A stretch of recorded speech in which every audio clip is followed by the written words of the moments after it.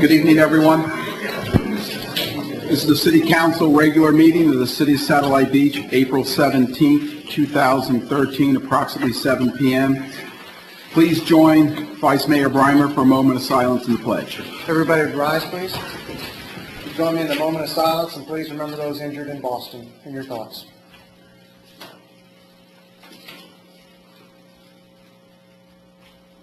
Okay, if you join me in the pledge.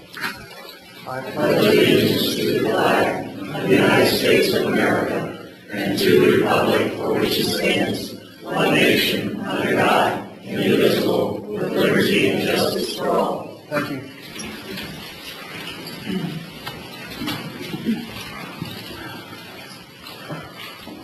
Thank you. Council, before we move on to the next agenda item 11 and 12 is going to have to be postponed to a later date by staff. So if you're here for agenda item 11 and 12, that has been postponed. Thank you. Moving on, agenda item number 3, citizens' comments on non-agenda items. How open? Hearing none. Close citizens' comments. Bring it back to city council comments. Who would like to start? I attended the South Beaches Coalition meeting, and the traffic and safety study for Rogue Alley Boulevard is going to go ahead. The staff of the City of Melbourne has agreed to fill out the application for this study. Apparently it's a pretty cumbersome thing. And then after they do that, the application will go to FDOT, and then it will come to the TPO here in Brevard. They anticipate that it will be on the TPO's agenda in July. And sadly, this week taught us once again the value of excellent first responders. And to those that we have here in our city, we are so grateful to you, and we thank you. Thank you. On the 8th, I attended the League of Cities meeting up in Cape Canaveral, the Space Coast League of Cities, and the interim port CEO was the guest speaker there, and it was pretty interesting to learn the different things that are going on up at the port that are being proposed that basically benefit the whole county. So there's some plans going on there. There's a new visitor center that's going in, and they have some different things they're looking at as far as bringing in different ships and increasing the revenue and the generation of not only people traffic but also cargo traffic up there. So that was pretty enlightening. Also, I attended the Lions and the PAL Pancake Breakfast on Sunday, and I want to thank the Lions Club and the PAL, because you guys did a great job cooking, and I don't know what the end up turnout was because I was there early, but I'm sure you guys had a good turnout. Saturday, the English for Conservation and the Rec Department ran a Hook Kids on Fishing program over at the sports park, and we had 48 kids that showed up for the event, and they all went home with a fishing pole and a little tackle box, and they caught a bunch of fish in that pond. I mean, we've done these through English for Conservation. I travel around and we do these programs all across the state. And kids catch more fish in that pond than they do at different venues where people go to catch great sport fish. And they were catching them over there in that little pond. So you can also go to Florida Today, because there was Christina, I can't remember her last name, but she was there from Florida Today. There's a video on Florida Today, shows you some of the kids that were there and some of the things that went on during the event. But it was a pretty good event. And the last thing that I have is when Satellite Beach was the first city that went on the CART system for waste management. You know, Mark and I were on council at that time, and I don't know if some of you were here for the presentation that Waste Management put on, but they talked about uniformity throughout the city and ease of, you know, maintaining the carts and using the carts by our residents. And about a year and a half ago, I think, Waste Management went from using the Monday recycle day from one of the trucks that picks it up by itself to a rear mount truck. And I've noticed over the last year that the uniformity in the city has kind of gone. Because I don't know if anyone has conveyed to the guys that are on the back of that truck that the understanding was that, you know, the can was going to go back in the place that it was supposed to be with the lid closed. And, you know, we're getting into the rainy season now, and I remember last summer watching my 80-some-odd-year-old neighbor try to dump water out of the bottom of that thing, and that's not what we went to the cart system for. So, Courtney, if you could get with Waste Management, and maybe they can educate the people that are on the back of those trucks that this is what, you know, our residents expect, and if they could, you know, correct that situation, I'd appreciate it. Absolutely. And that's all I have. Thank you very much. And just one quick comment. I did get my city email up and running yesterday, so I think I've been offline for probably 6 weeks. For those of you that have emailed me, I apologize, and I will be, you know, responding to each one. That's it. Well, I just first of all like to welcome Courtney. Glad to see you here and on the job and all that sort of thing. We're glad to have you here. Thank you very much. As Dominic said, we attended the Space Coast League of Cities meeting, and I won't report on that any further. Also attended the Brevard Commission on Aging meeting last Thursday afternoon, and they have heard about our Communities for a Lifetime initiative, and they would like to have Chief Don Hughes and Linda and Barbara and Carrie come and present to the Brevard Commission on Aging meeting on June 13th, Don. So, which is really nice. They want to try to begin to get the word out in the county as to the initiatives that Satellite Beach has been doing. So I hope that they can attend. I've contacted each one of them, and we'll see where we go from there. But it's nice to see that initiative moving forward throughout the county. That's all I have. Thank you. Hate to be the bearer of bad news, but as many of you know, Suzanne Higginson passed away earlier this week. Her memorial service will be at Beach Funeral Home on Saturday, May 4th, from 10 a.m. to 4. Also, April 25th, 7 p.m., I'm going to hold a town hall meeting with our new city manager, Courtney, at the rec center. And it starts at 7 o'clock. There's no specific topic. It's an open discussion. Also, I attended the Space Coast League of City, the pancake breakfast, and they were all good. They've been reported on. So that's all I have to say. Anything else from council comments? No, sir. Okay, thank you. Moving on, city attorney report. The only item that I have relates to the letter from Mr. Beecham that council had requested that I investigate and provide a response to.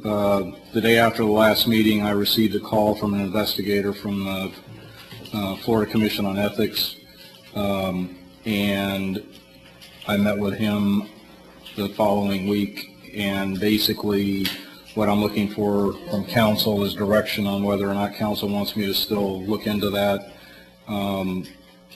or just let the Commission on Ethics do its job, so to speak, because they are vested with the authority to do the investigation.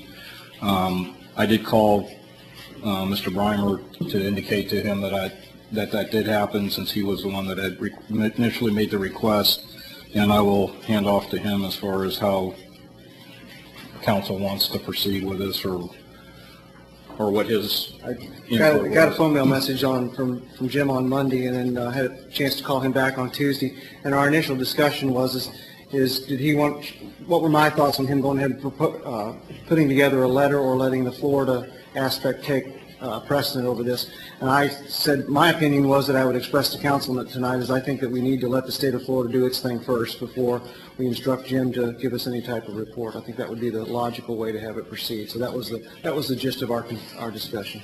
Okay. Council wishes? Yes. State? That's fine with me. State? Well, I would like to comment because I was not here at the meeting when I guess Jim was directed to look into these supposed allegations. It's no secret in the community that the citizen has filed an ethics complaint against former Councilman Rhodes. It's in the process, and I don't believe it was our purview or whatever to get in the middle of that situation and to direct him to get involved to begin with. Any citizen can file an ethics complaint against any public official, any city employee, anyone who sits on a committee or a board in this city. It's their right to do that. So it is in the process. I believe it should go through the process, and let the ethics commission do what they're supposed to do. Okay. Then I'll just wait until I hear from them, or whatever the commission actually considers the complaint. Thank you. I have nothing else. Okay, thank you very much.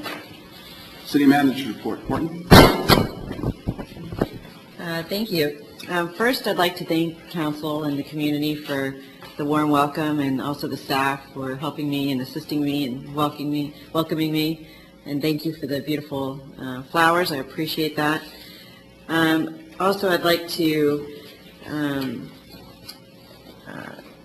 start arranging for your budget period. And as we close out one year, which we're getting ready to do with the audit presentation, we start the next year. And I have some department heads whose schedules are filling up, and I need to schedule your LOS workshop. And I don't know if this is the appropriate time to do that, or if you'd like to do it at the end of the meeting. But we do need to get that scheduled so the department heads can start working on their presentations to you. I'll look at the calendar now, or at the end of the meeting? Why don't we do it at the end when we do everything else? Sounds great. Remind us, Courtney. I will do that. And so far, that's all I have. Okay, thank you very much. Since the next item is time Pacific, we'll move on to agenda item number 8, which is ordinance number 1064, and it is second reading. Jim?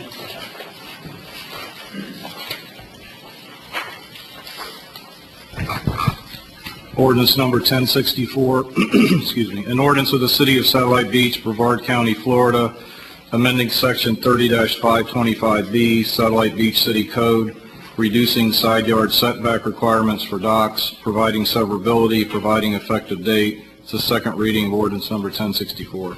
Move to approve on second reading. Second. Have a motion by Councilwoman Gott, second by Councilman Montanaro.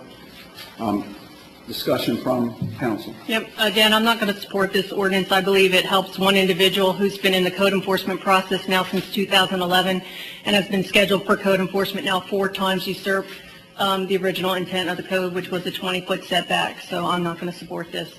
Okay, thank you. Any other council comments? No, sir. Hearing none, I'll open up for public comments on this agenda item.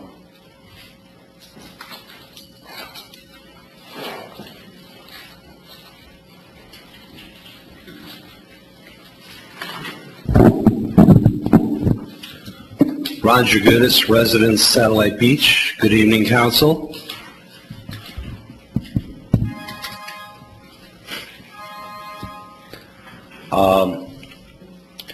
I do not agree with this ordinance the way it is being passed right now. One of my main issues is that I remember that it was said that there would be, by a specific council person, that there would be a format set up for planning and zoning, the building department to prepare a report on this, and goals and whatever format you want to do on this, and I use that word lightly. All I heard is verbal presentations. I do not have documented paperwork on this. And if you want to bring it down to a certain level of saying that this is a term paper, I think this should have been a term paper or some kind of report that outlines all docks in the city so that perhaps if there are issues that could be identified through the report to make it better for all the residents who live on the water. And this does not exclude the end of the canals, the interior canals, but I believe there could have been a little more study on this and in written format memorialized so that we have a basis going forward. All I've heard is words. Thank you. Any other public comment? Hearing none, bring it back to council. Council? Yeah, I'd like to correct a couple of misstatements. First of all, there is a report on this. What started out as my suggestion wound up being a direction from the council to turn this over to our planning consultant, Mr. LaRue. We did that, and he gave us a report. This ordinance does not help just one person. It actually clears up nonconformities for 58 properties, which is 63% of the docks that are at this time non-conforming. So this ordinance is actually a big step in the right direction to curing this problem. Okay. Any further council comments? That basically was the intent of what we tried to do when we sent this to the Planning and Zoning Board, and John Stone did his research on this. So, you know, and I agree with Councilwoman Gott on the number of properties that it addresses, that it corrects. And it also sets into play the provisions for code enforcement to work on the remaining properties and to work with those property owners to bring their properties into compliance. And that's the intent of what this ordinance does. It allows the city to have in black and white what was gray in the past. And that's what the intent is. Thank you. No, I have nothing. Any further comment? Hearing none, Lenore? No. Yes. Yes. Yes. Yes. Motion passes 4-1. Mayor, our former mayor is out there looking for a seat. Let's have him comment. Yes. You might just be like standing out there.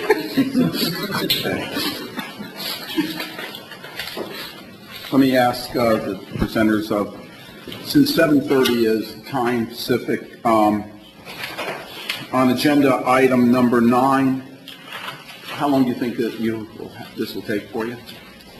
9 or 10? Can you? I don't anticipate either one of them being very long. Okay. Let's then move. We'll take agenda item number 9, please, which is, we'll move to agenda item number 9, discuss, take action on the record management system contract.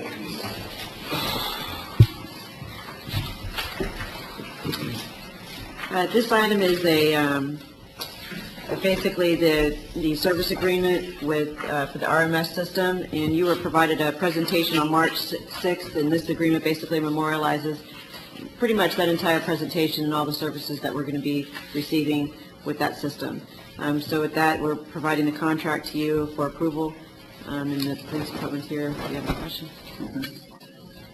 Questions concerning this agenda item? From council? No, I've spoken with our police chief today, and he described to me what a really Herculean job our city attorney and Commander Hodge did in negotiating a really exceptional price, and I think it would be hard to duplicate this, so I think we're getting a very good deal for this.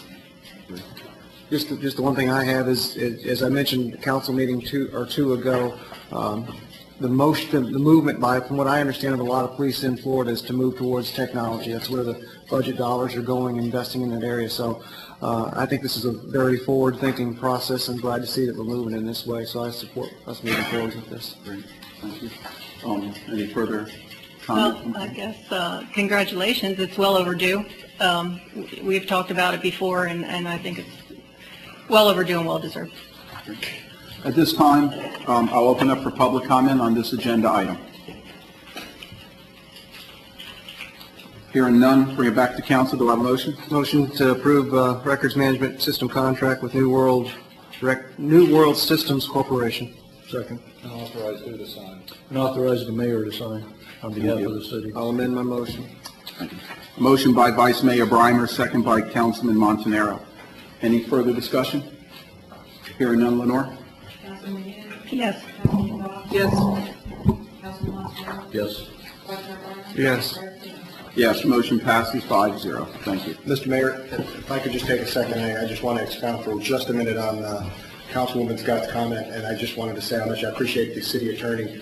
I think it's worth noting that all the time and effort that he spent, there were a couple things in those contracts that had been used before that Jim was able to find and point out that could have used some more clarification, and based on that, the comments from the other attorneys and the corporation was just spoke really highly of his ability and attention to detail, and we appreciated knowing that he was really looking out for the city and us as well, and I just wanted to mention that.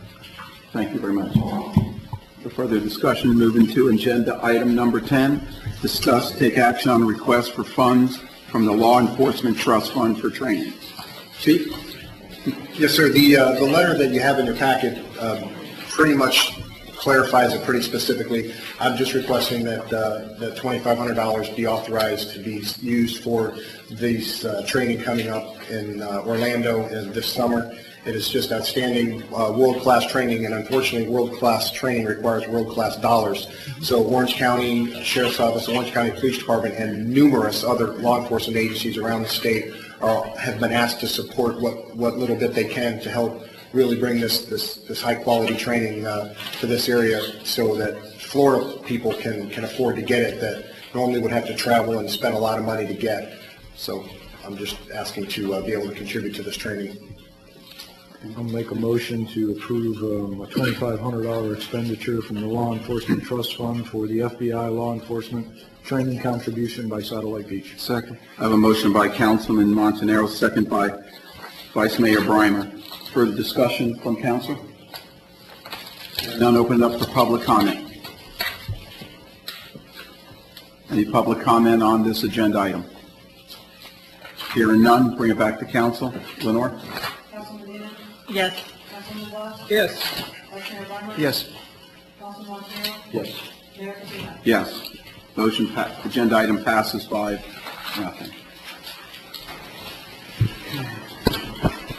Thank you. We're going to have to go home and We're gonna have come to come back back. to 7:30. Good agenda. Yes, moving on to agenda item number 13, agenda items for the next regular council meeting. And we can also work on our level of service dates. Should we include while we're talking about employees of the year, possibly Lisa Couture being able to come in and do some recognition on her Yeah. for that? Okay. Just include her in there? Right. Okay. Any other agenda items that anyone would like to see on this, please get with city manager on. For May 1st, we have some items to put on your agenda too. Okay. When will we actually get to see the salary survey? Is that going to just show up on like Friday before the meeting, or will we get it earlier to look at? I think it's due in a week, if I'm not Okay. mistaken. But That's correct. It should be due, if I remember right, should be due by the end of this week or very beginning of next week, at which time we should absorb it. Yeah, if we can, the earliest we can look at it. Sure. I'd Yeah, we'll send it out to you as soon as we get it. Okay, great. But I think we have, we'll need to put your budget calendar on your agenda for you to approve on May 1st, as well as a reorganization that I'll be Courtney, I'm sorry, I presenting. can't hear you. We'll be putting a budget calendar on your agenda for May 1st that will describe your budget process going forward. You'll also get a reorganization proposal from me on May 1st as part of that agenda. And a possible first reading for a personnel policy change. And that it has been done by ordinance in the past, so we'll have to add a policy change to support the reorganization. Okay. That I'm going to do soon. Courtney, would like to look at the calendar now? And I just want to add one thing, Courtney. One of the things that I had a chance to talk with the police department a long, long time ago was also some issues with the health care benefits and how things were done. Matter of fact, I think it was Darren Frost that had mentioned that to me. So somewhere in this budget aspect, if you can get with the chief or with Darren and kind of find out what those issues were too, because it was a fairly significant item, and I promised Darren I'd at least follow up on it. So that's all I have, Mr. Mayor. Okay, thank you. Everyone get their calendars, and we will look at setting up the level of service. I'd say the sooner we can start doing this, the better off we're going to be, because we'll know kind of what the needs are, and we can start moving through it. Yep. Courtney, if you want to, go ahead and give your proposal.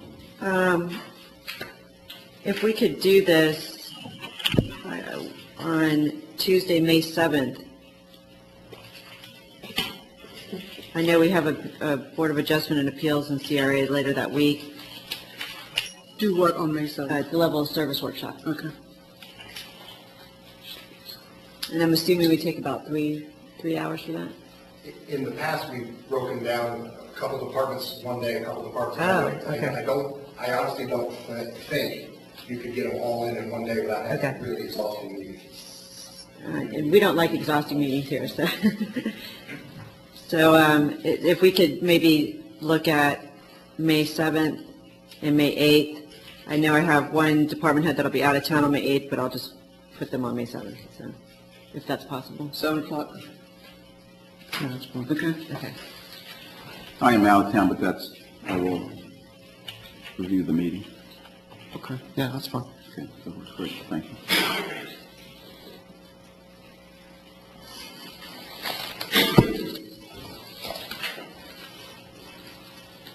Okay, any other meetings? Okay. Real quick, I do have a request that in your future agenda packets, I can keep a list of your running items for future meetings. But maybe in the future, if staff could drive your agenda, so we can make sure that these things can get done on our time, so we're not rushing around. Yep, sounds great. Okay, so at the next, your next agenda will, this won't be there. Okay, but I'll let you know what's coming down the pipeline, and maybe even put together kind of an agenda calendar with some of the things that I know that are coming up, if that's possible. Thank you. Any other business concerning meetings or agenda? Okay. That's minutes? Move to approve the minutes of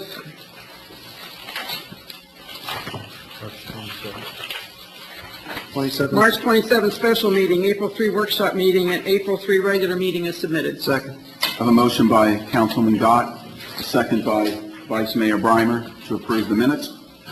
Any discussion on the minutes? Hearing none, Lenore? Yes. Yes. Yes. Yes, Yes. Passes.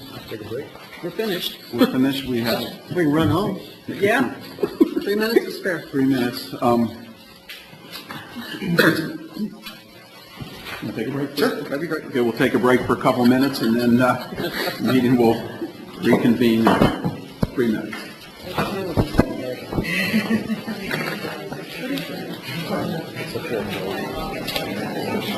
I don't remember why, I don't know if it was because it never got forwarded to me. I can't say what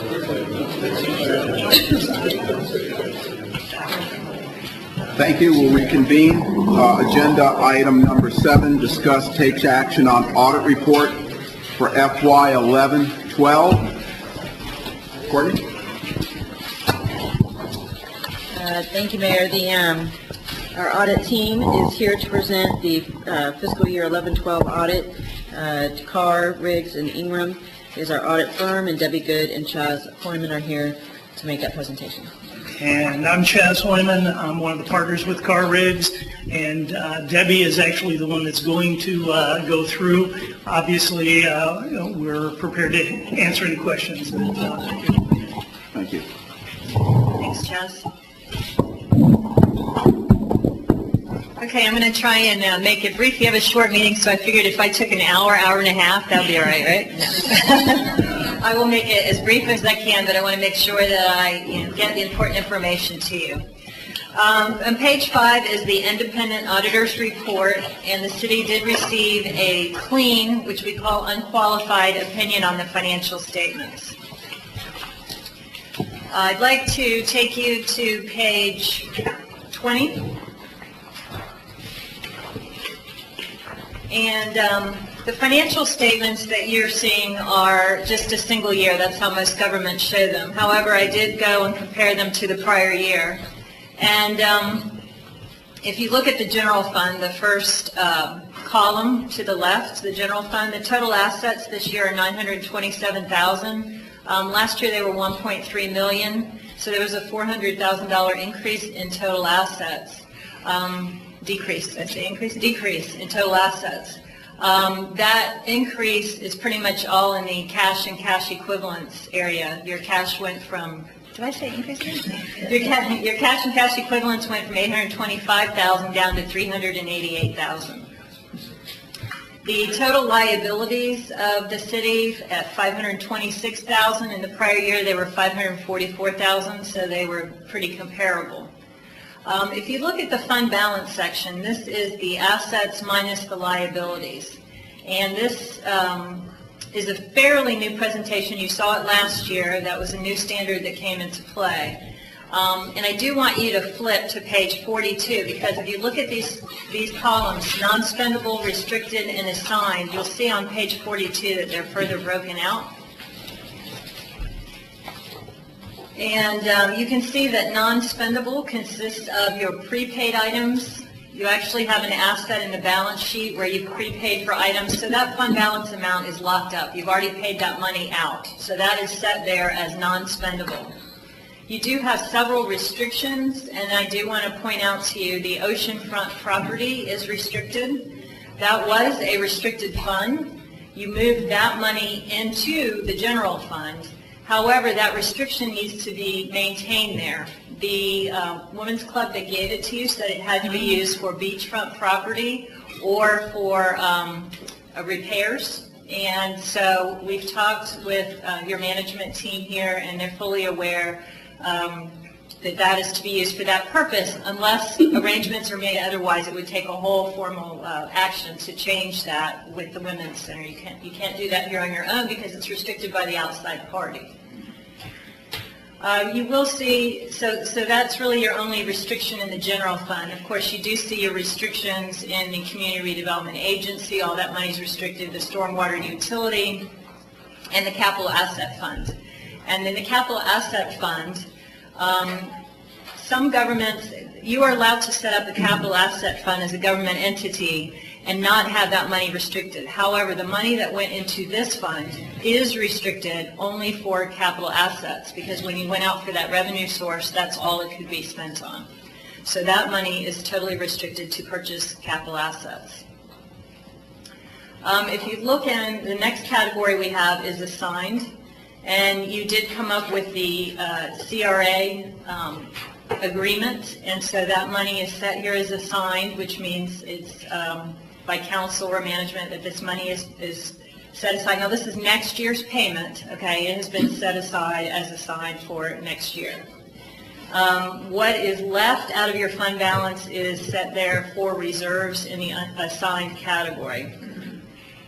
Now, council did pass an ordinance to try to set aside reserves last year, and I think that had been shown as committed. Now, there is a Q&A that came out and said that if you have money that you're trying to commit, it has to be for a very specific purpose, and it can't be non-reoccurring of nature that what you spend that money for. So it needs to be for hurricanes or emergency, and we're trying to work with Courtney and to make sure that if you want to do a committed policy, that you set that money aside, but then it can only be removed by council. So, as you can see, you don't have anything currently in the unassigned fund balance, and we'll talk about, we have a comment on that we'll talk about in a minute. But I'd like to take you back to page 20. On page 20, you have your Community Redevelopment Agency Fund, and if you look all the way down to the total fund balance there, it's $1,060,000. That is an increase of $364,000 from the prior year, and that is all in cash and cash equivalents. The Stormwater Fund is pretty much the same as in the prior year. If you go to page 22, and you look at the general fund, the general fund last year had total revenues of $8.8 million. This year it was about $8.4, about a $370,000 decrease. Those decreases, if you were to compare year to year, there's $153,000 less in ad valorem taxes. Licenses and permits were down about $80,000. You're no longer getting a Fire Grant Act proceeds. That was about $77,000. and there was a large insurance rebate received in the prior year that was not received this year of about $65,000. So that explains pretty much the decrease in the revenues.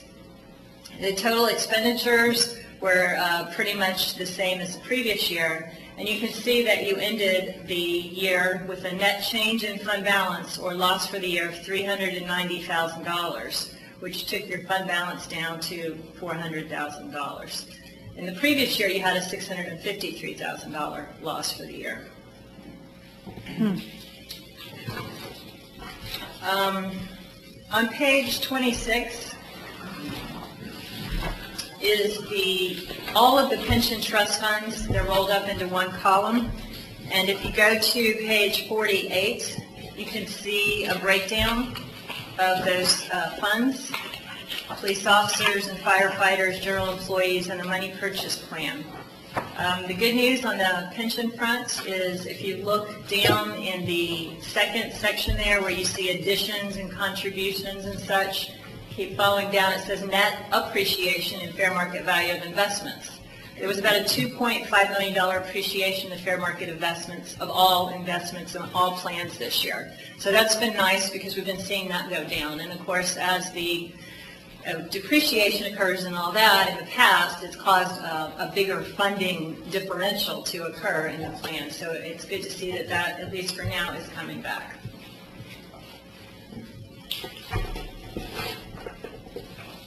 I'd like to take you now to page 53.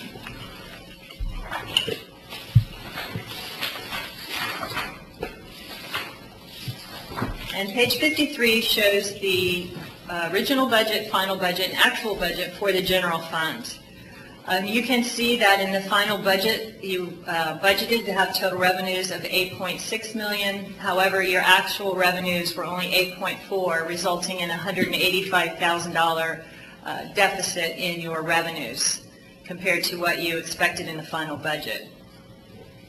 If you look at the total expenditures, you can see that in the final budget you budgeted $8.6 million and you spent $8.5, so you were a positive $108,000 in the expenditure area. So you ended up with a net change in fund balance of $81,000 less. If you look, the actual change in fund balance was $390. You had budgeted $308. And you ended up with $81,000 worse off than what you had thought you would in your original budget, mainly due to the revenues. It all factors together, but from the audit perspective, if you exceed expenditures, you're not allowed to do that under Florida statute. So you didn't exceed your expenditures, your revenues were less though than you thought they would be. Page 58.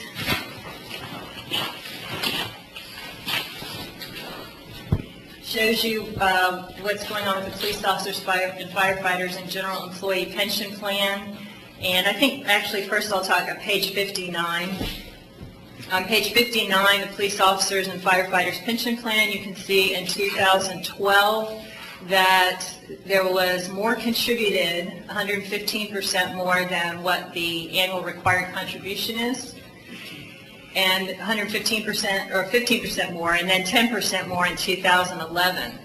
And we actually wrote a footnote in the financial statements where we talk about in the actuary's report, because of the overfunding, there is actually about $350,000, I believe it is, that is sitting there to be used to reduce future contributions. You have two options. You either can reduce your contributions next year because you have overcontributed the last couple of years, or you could apply that to your unfunded liability. But the actuary won't do anything until you tell them which way you want to do it. So that does give you some options.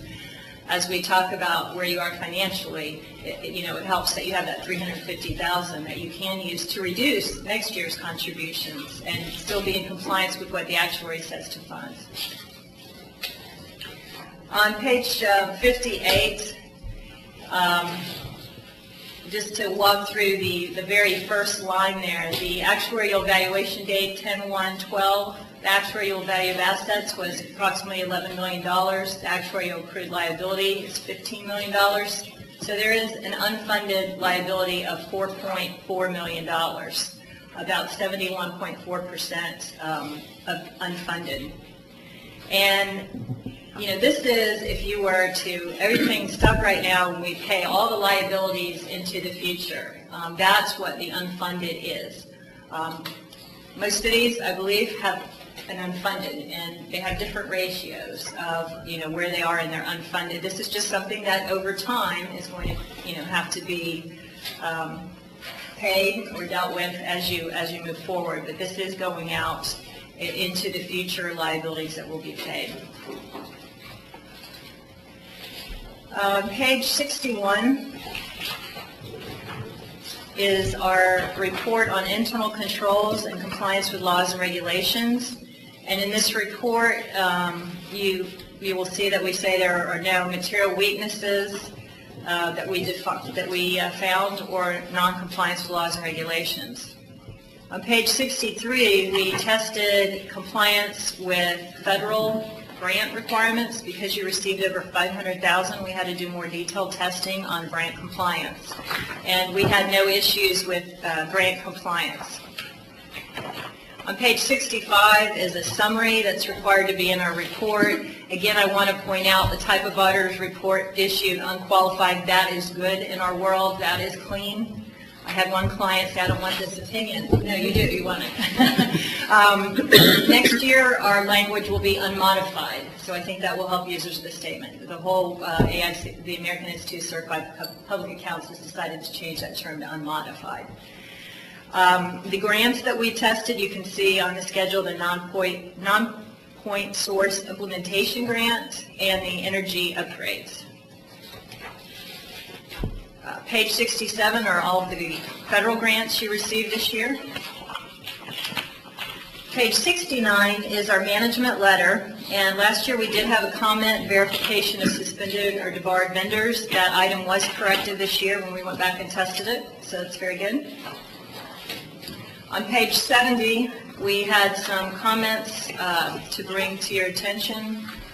The first one dealt with a transfer that was made from the Capital Asset Fund for consulting services. It was $3,718.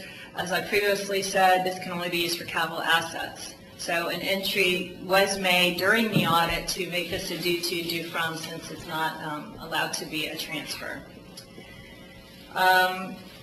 In the second one, financial condition, we tried to outline for you here September 30th, 2010. This is what your unassigned and assigned fund balance was, 11 and 12. And you can see that number has gone down significantly. We, as auditors, do a financial condition assessment. We're required to by the Auditor General. And, you know, the financial condition assessment is either favorable, inconclusive, or unfavorable. It was unfavorable this year, but it is up to the auditor judgment. We have to look at other funds that are available to help fund the city, and frankly, having that big $350,000 sitting in the pension is going to help you. That's savings that you could have next year. And also looking, you know, you have a current budget that you plan to put more money aside. So based on that, we wrote a comment. We wanted you to be aware of it. As you go forward in budget, you're going to have to, you know, make sure you budget and look at that very closely.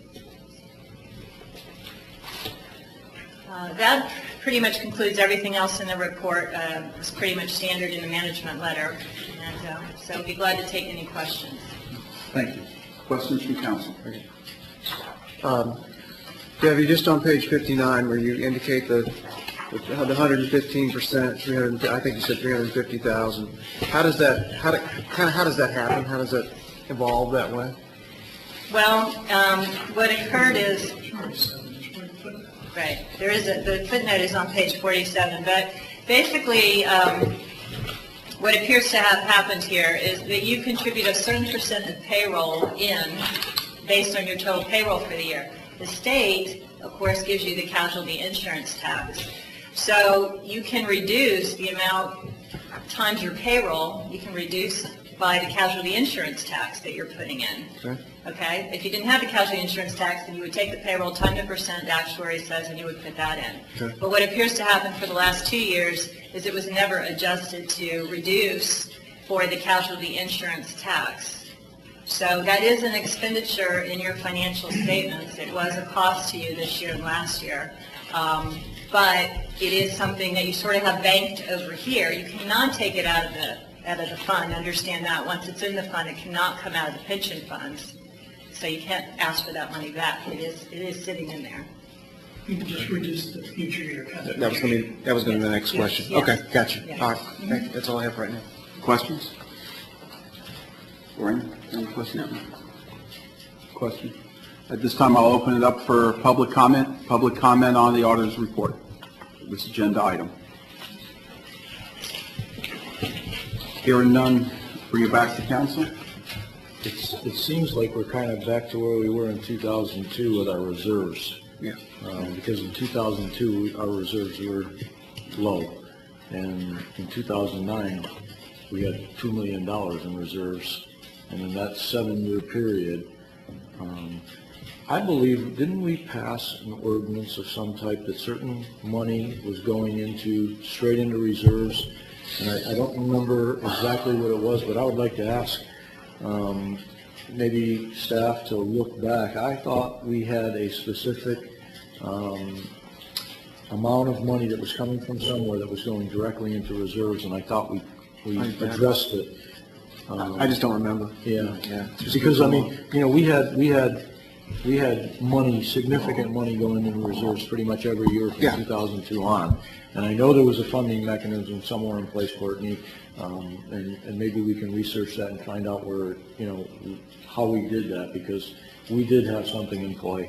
And just to kind of follow up with that, Courtney, a lot of that, the reason that reserve was down, and Frank will remember this as well, is we did a lot of beachfront property purchase with that through grants, and that kind of, once that was done, then we ramped it back up. And because at that same point in time, you know, through the audit, we were found to be, you know, short on Getting a little reserves. short, So, yes. You know, we did what, you know, was prudent at the time and started funding money into reserves, so We almost had $1.3 million in 2006, so it has come down. Yeah. So $1.4 million is kind of the magic number approximately? What's that? Basically, there's nothing set in stone in reference to that, but there is guidance that you try and keep 2 to 3 months worth of operating expenses in your reserve to meet unforeseen needs. And you know, in the past, you had funded to that level.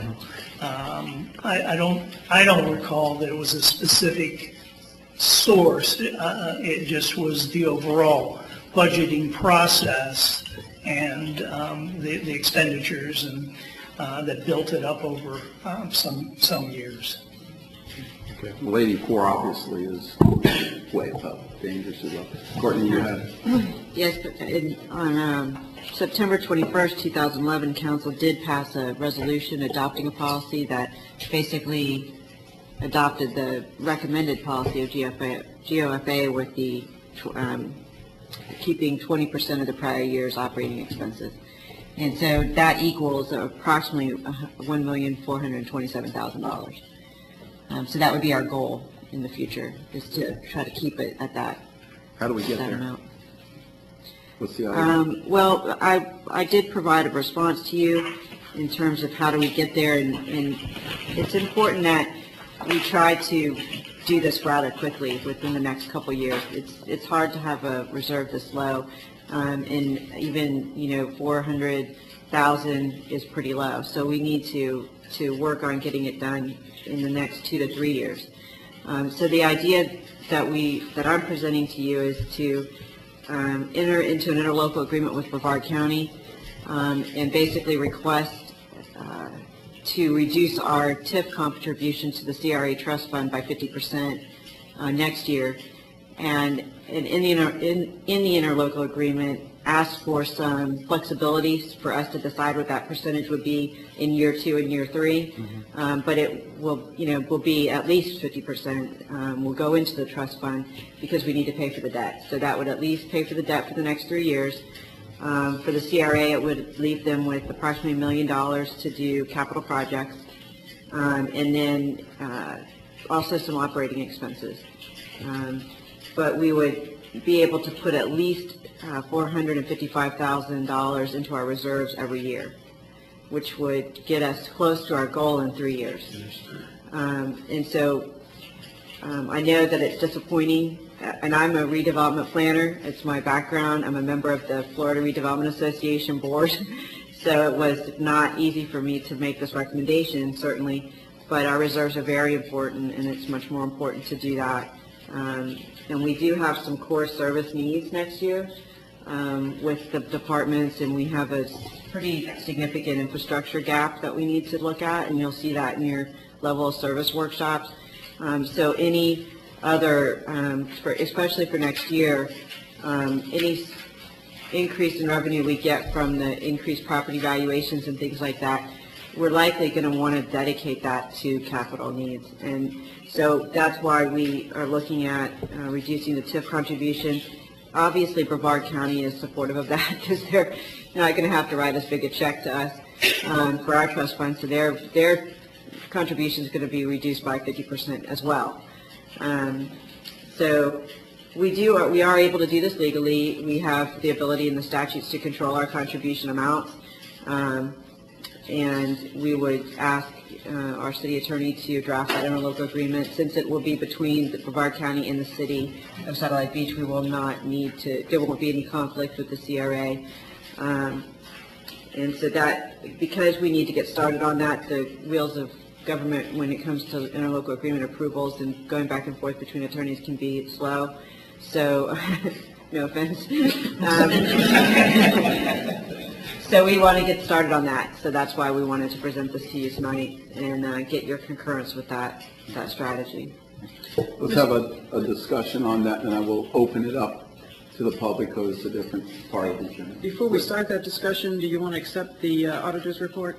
Yes, we can do that in 2 stages, yes. We'll have a motion to accept. So moved. I have a motion by, thank you, Vice Mayor Brimer, second by Councilman Gott to accept the report. Any further discussion from council on that portion? Hearing none, Lenore? Yes. Yes. Yes. Yes. Yes. Thank you very, very much for your work. I appreciate it. Okay. Mayor, I have 2 more strategies you're going to have to approve tonight. You want to do them one at a time? You want to do one at a time? Yes. Let's obviously discuss this one here first. I'll open it up for council comments first. I have some concerns, and I've talked to Courtney. I talked to Courtney today about this. I'm very concerned about the lender. Initially, when we talked about revising the redevelopment plan, my initial thought was reduce the area of the CRA to bring more money into the general fund to pay for these operating expenses, such as the condos and things like that. The lender had an issue with that. In essence, we are decreasing the revenue that's being brought into the community redevelopment, and I think that the lender is really going to have an issue with the revenue stream being decreased. Would you like me to address that? I'm sorry? Would you like me to address that? Yes. When we look at taking property out of a CRA, that basically affects the revenues all the way down the line. So until the end of the CRA, through years to come. So the impact on the revenues is very difficult to predict, which is why the lenders will say, we'll have comments on that. And the structure of the loan, the payments rise as the revenues rise over the years. And when we received the loan, we projected those revenues to rise over in the future. So when you take property out of that, you don't know how that's going to affect those projections, and that's why they objected. In this case, we're only doing this for 3 years, and the payments during those 3 years are not going to rise. They're the same payment amount, and in looking at the information that was provided in the plan, the payments are going to rise during that period of time. They're the same payment. And what we will do in the interlocal agreement is ensure that whatever money that we put into the trust fund will at least cover that debt service payment. So if the bank or the lender disagreed with this, I would have to say they're being incredibly unreasonable, because it would basically ensure that they're being paid during that period of time. But the reason why we're putting money into reserves is if there is a natural disaster or something like that in Satellite. So let's say a hurricane comes through and we lose our properties, condos or commercial or in essence whatever, that revenue stream stops. We have a huge prepayment penalty on this swap. And so if you think the lender is unreasonable, let's contact them and let them get the okay before we enter into this interlocal agreement, because it is a huge debt service. I'm sure, I mean, I don't have any problems with sending the agreement to the lender to sign off on it. I'd be shocked if they had an issue with it, honestly. Any other questions? Well, it sounds like a reasonable approach to me. I kind of get the sense that redevelopment is taking precedence over other things that also should have a priority. We've got a number of important issues that need to be addressed by our general fund, and this is a temporary modification, and it would definitely serve a very legitimate purpose and would get us where we need to be with our reserves. So I would be in favor of this. I'm also in favor of it. You know, from the things that I've been reading, property values in the city are going up. And I'm looking at it from the perspective that over the next 3 years they're probably going to continue to go up. If you look at existing home sales, they're up in the county, and they're also up in the United States. So I'm counting on, you know, us being on an upswing here. It's not going to be the significant increases that we saw, you know, to 2003, 2004, 2005, but it's going to be a steady climb, and I see the valuation of the city coming up. So, you know, we're going to be seeing some increases in the redevelopment district that's going to provide a little bit more money for the CRA and along with the general fund, and also just overall in the city, I think we're going to see some valuation increases on what's happening with property values. So I think I agree with Lorraine. You know, it's a short-term scenario, but it addresses what we need to address, which is to get our reserves up into an area that's acceptable, that basically covers a couple of months, because that's what the reserve is for, is to cover a couple of months of expenses for the city in the event that we do have an issue. So I'm okay with the strategy. You know, I too. I know that, you know, a lot of times when we have a hurricane and that sort of thing, that FEMA will pick up a lot of expenses along the way with that, but we still need to have those reserves in place. So I support this, yes. Hey, I like the CRA. I was hoping we would see, you know, A1A develop. So the state is going to come in here, even if we did stuff on A1A right now, we've got a timing that might not be as good if we started this year on it, because isn't the state going to have a repaving project coming down here? Yeah, they're scheduled to resurface A1A in 2016, and they've actually put off engineering design because of that. They postponed the project. So it actually works out better for us, because we can intervene in that engineering design now. And I've talked to the project manager, and they said they'd be absolutely willing to sit down with us and talk about our needs and what we want to see on that road. So we do have some planning that needs to be done in the next couple of years in the CRA. And, you know, I don't think we're going to have to do a 50% contribution for 3 years. I really don't. But we need to reserve that ability to if we need to. I know you've been here just a short time.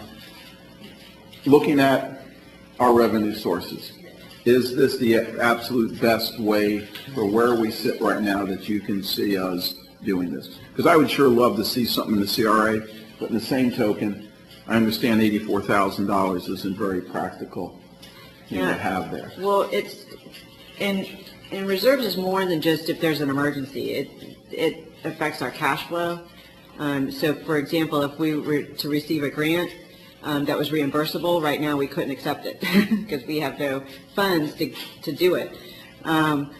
It affects our credit rating. It's a big issue. So it's more than just being able to respond to an emergency. It's you know, it's financial. When they talk about financial health, that really is what it is. So we do need to respond to that. And We do have a capital assets fund that does have a fund balance.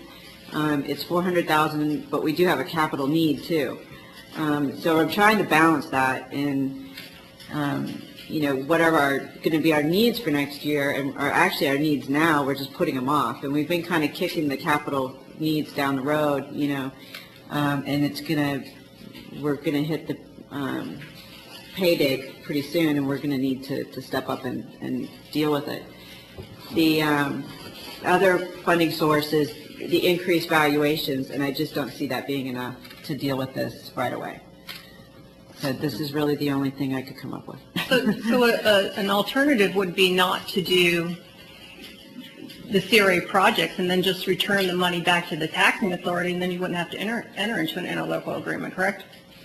Well, you have a debt service that we're going to have to pay for a long No, time. I'm not saying all of the money, but a portion of the money. You have to obviously pay the debt service, and if you didn't do certain projects after a certain time frame, the money goes back to the taxing authority and then would be dispersed back to us. So what would be the difference? Why wouldn't you just do that?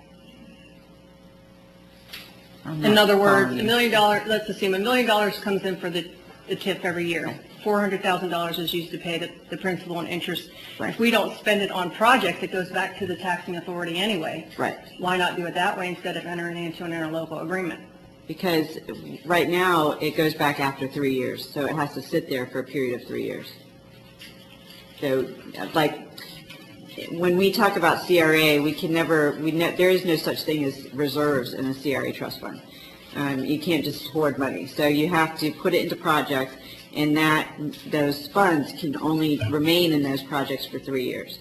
And that's why a lot of people, when they complain about CRA debt, it's almost nonsensical, because the way the statutes are, they kind of force you to go out to debt because you can't bank money. It's very difficult to do that. And I'm not sure what that funding is going to be in 3 years, and we do need to put money in reserves now. And additionally, when the CRA starts meeting, there's $1 million balance right now, and if we just wipe that out, then the CRA is not going to be doing anything. I mean, you just formed a advisory committee, and I'm sure they want to do some projects, so at least $1 million will get them started on projects and some of the planning that needs to be done and engineering and stuff like that. So I don't want to suck the trust fund dry, but we want to be able to have a predictable funding source for the reserves. In theory, I guess I don't have a problem with it since we're in this situation, and it's been, I looked at the reserves. I mean, in 2009 there was, $1,700,000. In 2010, $1,400,000. In 2011, $792,000. 2012, $400,000, and now here we are today. I mean, it's been decreasing over time. As long as the money goes into the reserves and is not used for operating expenses of the city. That's the only way I'll support it. I think that community redevelopment in this community, it has not done well.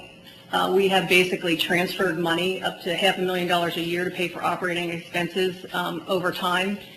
It's been an issue. I talked to Courtney today and said, why not just go back to the same way, just transfer money? And she said, well, we know that's not the correct thing to do. So if it's not in violation of the Florida statute, I don't have an issue with it as long as the money is then going back into our reserves and serves the purpose for which we're talking about today. Because that audit says increase revenues, decrease expenditures, and be careful in what we're borrowing money against. Courtney, you want to go through your other two strategies here, and then at the end I'll open it up for public comment.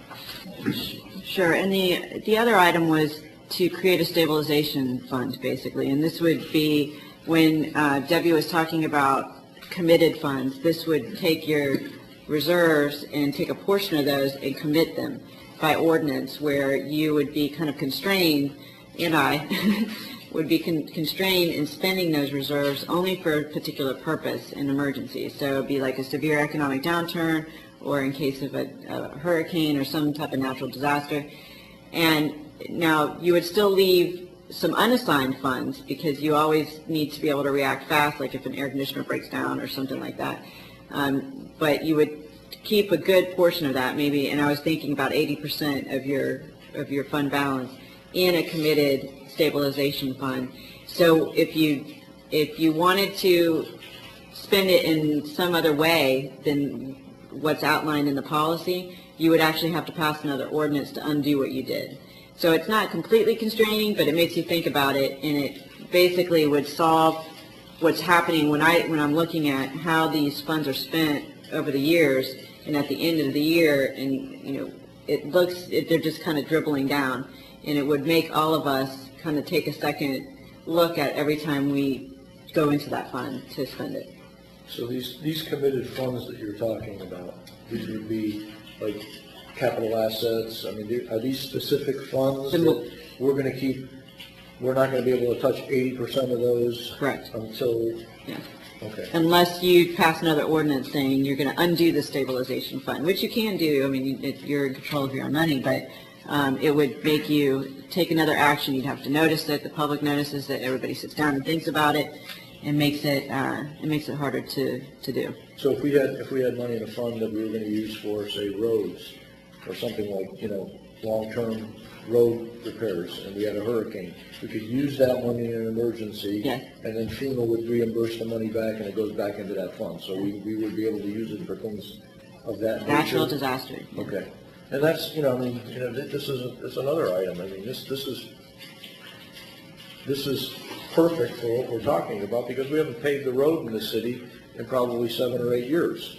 And I mean, we've not had the resources. But, this is what these funds are for, is to be able to provide that happening. Now, this wouldn't be like, no. No, it's not coming out of the Yeah, general okay. fund. And I realize that, but I'm saying, if an emergency occurs and we have to do something, there's money here to do it. You would have Because funds. after FAY, we have the resources to do it. Right. Well, if it happened tomorrow, we don't have the resources to correct. do it, because we paved all of DeSoto Parkway and part of Temple that flooded under FAY, and it costs more than the money we have in reserves right now. So this provides a mechanism for that to happen. That's correct. Okay. And the language is very specific, and it's almost difficult to do, but the auditor is always willing to help us put together that, how it's worded is very important, and we just need to get that ball rolling, so when we get to budget time, we have that in place, and we can start putting those funds in there.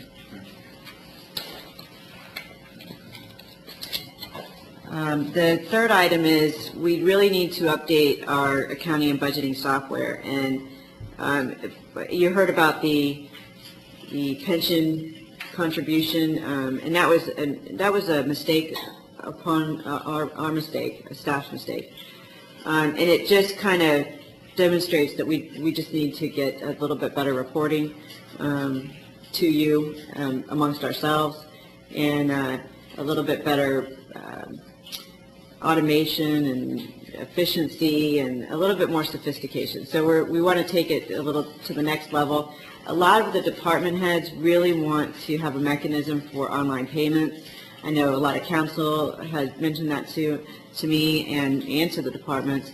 So we need to just kind of take the finance department to the next level in terms of technology, and we have some funds in the capital asset fund to do that, and I would recommend moving forward with an RFP to get that done so we can move forward. And I know we might produce the first budget you see in the old software, but by next year we should have that up and running, just so we can be a little bit more efficient and not have these errors in the future. Council comments? I support all three of these. So the software you're talking about, it's not only budgeting, but it's going to deal with payroll and expenditures and everything all the way through. In other words, you'll have a spreadsheet that kind of lays out everything that you can take a look at. Yeah, we actually have we have software now, and actually there's things that it can do that we didn't know that until today. So I still want to RFP it though, and if that company wants to respond as well, then they can do that, and we can see if they have any updates that we didn't know about and stuff like that. But any type of financial package would include all aspects of the city: the accounting, the payroll, the budgeting, the investments, the pension. Department for them to process stuff. And then all the departments can talk to each other financially. So. As far as computer capability, are we going to be looking at bumping that up too? That would be my guess. We would have to. We Okay. don't have a current server that I think supports what I'm talking about. So I'm taking an IT tour I kinda on guessed Friday that. to talk about that. And it's, the technology needs are pretty big that we need. I think that aside from, some of the changes that we need to make in our financial reporting to you and to the community, I think technology is probably our second biggest issue. We just need to get to, I have a paper calendar right now for the first time in 10 years because we don't have the ability to talk to each other on a calendar basis electronically. So we're going to have to change some of that. Back to the CRA issue, decreasing the TIF is consistent with Florida Statute 163. Yes, ma'am. Now, the CRA has to approve the decrease. The interlocal agreements between the CRA and the county, correct? It would be between the city and the county because the city basically authorizes the existence of the CRA and can increase or decrease the TIF however they want. Okay, because I've actually looked at other agreements. Tampa has some, has done it, Kissimmee, and they were between the CRA and the county. Okay, well, we can look into that, make sure we're doing it right. And I didn't know, I'll be happy to provide those That'd be for you. great. That'd be great. But also, too, I didn't know if it is an issue. I assume since others have done it that way, that it's between the CRA and the county. Does it need to go to our CRAC? If it is, I'm sure. And I was going to present this to the CRAC tomorrow. Okay, and I will forward you those agreements. Any further comments from council? Hearing none, open up for public comment on the three strategies here.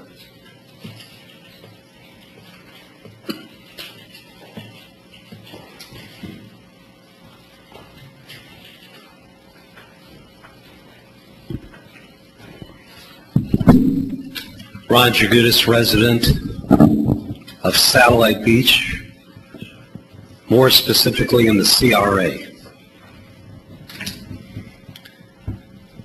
Not long ago, I had heard that the city has no problems financially, but yet in a prior year, including the efforts on KPEG, there was an effort to drive forward and determine where we stood. Friday I looked to see whether agenda packets were released for today's meeting, and they were. No financial statements were released, but yet I see a memo from the new city manager in regards to these three possible potential solutions. Fine.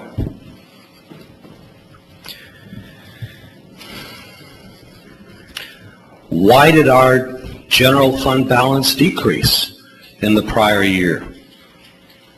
More specifically for 12. Well, I believe funds were not being transferred from the CRA to fund certain departments. That was stopped. It almost appears as if we are going in another direction to do the same thing, make it legit, but yet perhaps the CRA residents need an attorney here on their behalf to ensure that we are not being taken advantage of. I hear property values are going up 8%, but yet at the same breath we need to increase our reserves. Fine.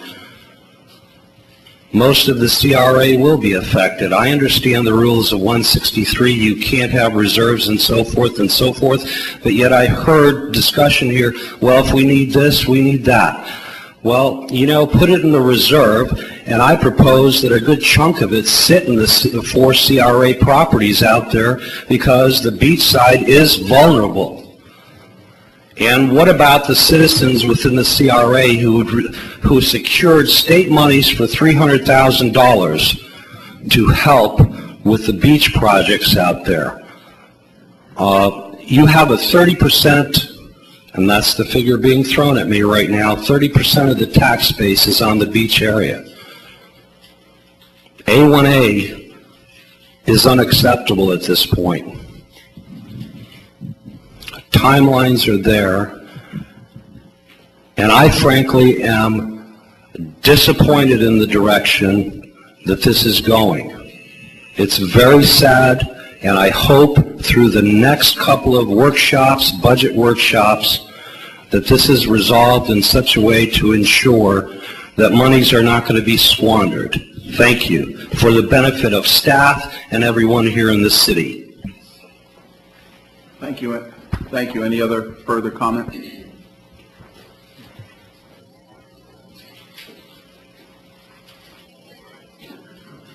John Fergus, 135 Maple.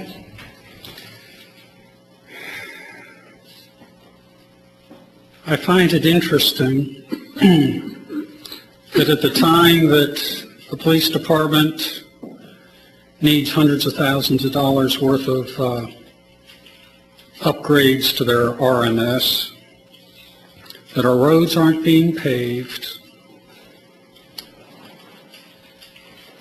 and we have a 319 grant, Lori Lane, that's, I presume this council in the next couple meetings is going to have a contract, hopefully to sign, that will cost us $356,000 in match if we're going to do it. And yet, we spend money on things like pavers on Cassia. And it kind of makes me, I don't know, we're kind of near the anniversary of the Lusitania, of the Titanic sinking.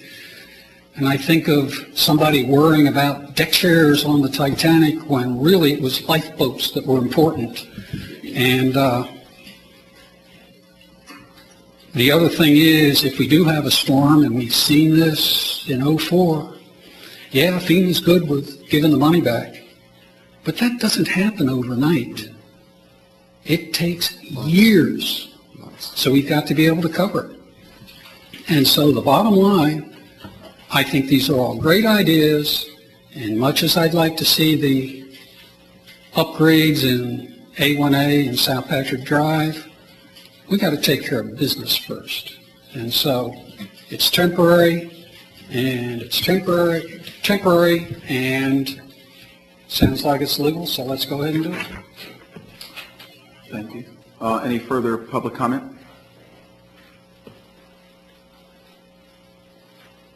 Hearing none, back to council.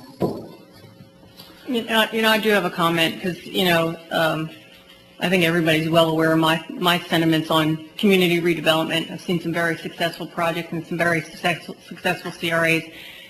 The city created a CRA in 2002. And what that did is it took money away from the county coffers and put it in ours for redevelopment projects that were approved in a redevelopment plan. If we didn't have the debt service, I would shut the thing down, pay off the debt, and shut it down because I think it's been a complete failure. But with the situation we're in now, and if we're talking to Courtney today, perhaps we have no other method to build up our reserves to ensure the safety of this community. But the reality is, community redevelopment funds, trusted funds, are for trusted purposes. And $11 million was brought in TIF money, and $4.2 million of it was used for police and fire salaries and benefits and pensions. And it has nothing, and I've talked to Chief about, it has nothing to do with the services that are provided in the city. But that's not community redevelopment. Now we're in the position, because we can't pay our operating expenses, that we have no money left in our reserves to sustain this city and to support this city if there's a natural disaster. So please don't go there about pavers and beautification of this community when that's what redevelopment money is to be used for and hasn't been used for. And, I'm going to support this in theory as a strategy, but I want people to know what my thoughts are. And, it's still, we're paying back $35,000 a year of that $4.2 million, when in essence we should be paying the CRA back $200,000 a year. So be grateful for what has been done in the past. Ask Courtney today, why not go back to the old method? Why not just do mid-year budget transfers and transfer that money into the general fund?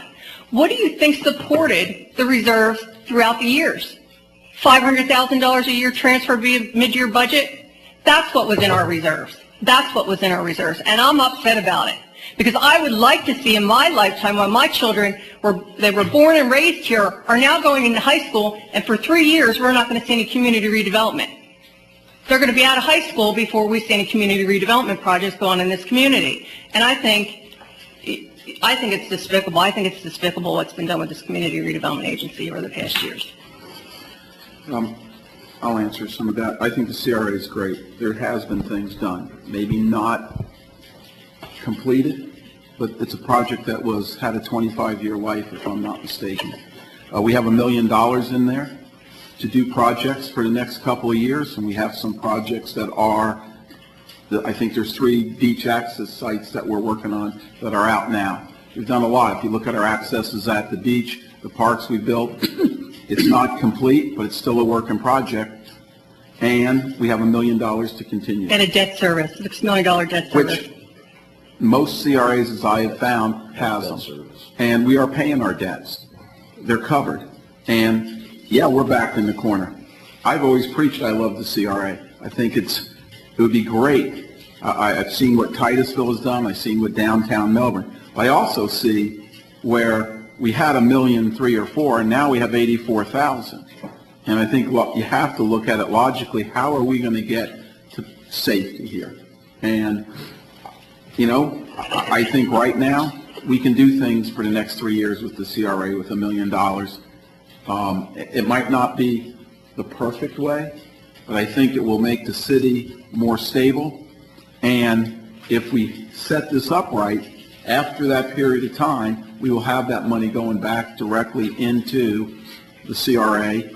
The A1A project will be coming by, and I think if we piggyback on some of that, we'll get a lot more for our bang for our bucks. I'm not happy with it. I can tell you in 2006 when I got off council, there was almost $1.3 million in here, but it's not there today.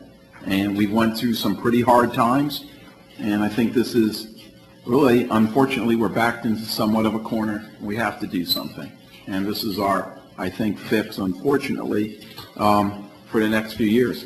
I like the CRA. I think there's been a lot of great CRAs around. I think we can still do good on it.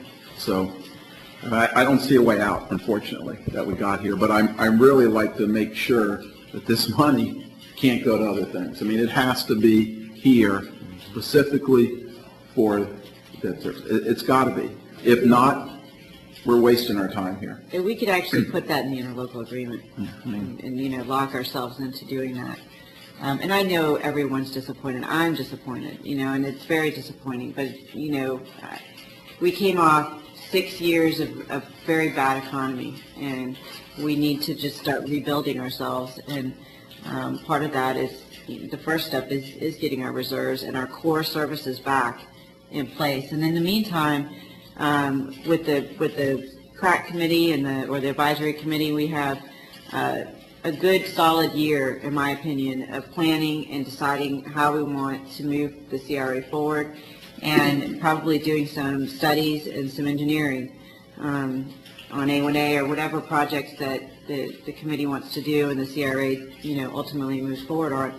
So I think it's going to be okay. I think it's a good balance. And I know it's disappointing. It's disappointing to me as well. But it's really the only solution that we have. FYI, some of the municipalities that have entered into these interlocal agreements, now Melbourne didn't. They did it via action. Right. And Courtney and I talked about this today. There was not an interlocal agreement between Melbourne and the county. They decreased their tax from 95% to 80%, and now we're back at 95%. So we never looked, the property values are starting to increase, and they did it during the really tough economic times, and now they're back to 95% because they were planning and they projected this. Here we are now in a situation where there's no money left in reserves, and we're going back when the property values are starting to increase. So it's kind of senseless. Yeah, I'll support it because we are backed into a wall here, but it's really, really unfortunate. Mr. Mayor, I move that we reduce the city and county contribution to the CRA fund to 50% of the tax increment for a period of 3 years and have the funds applied to the general fund reserves. For specific, Can we make that a little bit more flexible? Maybe enter into an interlocal agreement with Brevard County to reduce the TIF payment for 3 years at an amount set by the city council at the time of budget. I'm assuming it's going to be around 50%, but we want to do the minimum necessary. So I think in year 2 and 3, it might not be 50, it might be 60 or 70, so. Okay, so say my motion again. A motion to enter into an interlocal agreement with Brevard County to reduce the TIF payments for a period of 3 years to place money into reserves So moved. at an amount set by city council at the budget time. second. A motion by Councilwoman Gott, second by Councilman Montanaro. Yeah, I know where the vote's going to go, and I'm going to vote no because I don't think we should be in this position to begin with. I appreciate the innovative thinking, and I know ultimately we're going to be entering into an interlocal agreement, but I don't think we should be in this position to begin with. It's the second highest millage rate in Brevard County, a wonderful revenue coming in and a TIF over all these years. I'm just not understanding this, so that's where I stand on it, even though I know where it's going. Okay. Any further comments? Hearing none, will we poll? No. Yes. Yes. Yes. Yes. Motion carries 4-1. Move that we establish a stabilization arrangement by creating a policy that would apply approximately 80% of the assigned and unassigned fund balance amounts to committed fund balance. Second. A motion by Councilman Gott, second by Councilman Montanaro. Further discussion? Hearing none. Lenore? Yes. Yes. Yes. Yes. Yes. Motion passes by nothing. Move that we move forward with updating our accounting and budgeting software. Second. Motion by Councilman Gott, second by Councilman Montanaro. You're going to go out for an RFP on that, and then Rebecca's up So this is basically that she's going to go out and get proposals, is what this is, right? We'll bring back a scope of services for you to approve. There you go, okay. Okay. Any further discussion? Also, well, just well overdue because I pushed for this last year and got resistance from staff, so thank you. Thank you. Lenore? Yes. Yes. Yes. Yes. Yes. Motion passes 4-0. May I have one more item? The auditor mentioned in the audit the contribution from the Women's Club, and since we're not going to be acquiring more oceanfront property, staff thought it might be appropriate to approach them to ask if we could apply that to the CRA Trust Fund for beach access improvements, if that's something that we could get direction from you on doing. We thought that would be appropriate. That's around 180-some thousand. It was 143, I think. Yeah, they've always been a big driver on all the beach accesses and all that sort of thing, so yeah, I think that's a wonderful idea. Yeah, sure. And I think State they would, consensus there. yeah, I think they would probably be, interested in doing that. Okay. Any further council business? No, sir. Hearing none, meeting's adjourned.